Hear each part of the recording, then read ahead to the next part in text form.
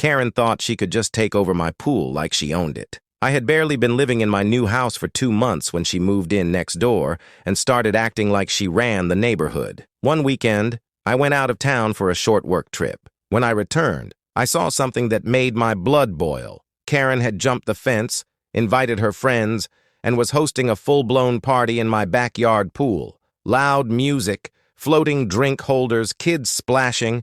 It looked like a resort, but guess who wasn't invited? Me, the actual owner.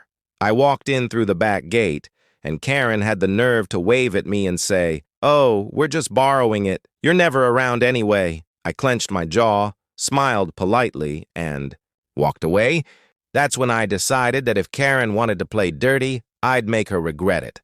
With something cold, very cold. I waited for the next weekend when she hosted another one of her pool parties. But this time, while she was asleep the night before, I turned off the pool heater and dumped huge bags of industrial ice into the water. The next morning, I watched from my window as she and her guests screamed and jumped out within seconds. Some of them slipped, others started arguing, and Karen stood in shock, shivering and dripping wet in front of everyone. But the real twist? A neighbor had recorded the entire scene and posted it online. It went viral, and the HOA saw it. Turns out, Karen wasn't even allowed to be on my property. The HOA fined her, not me, and she ended up selling her house, out of embarrassment. Now I swim in peace, no drama, no noise. But tell me, if someone hijacked your pool, what kind of icy revenge would you plan?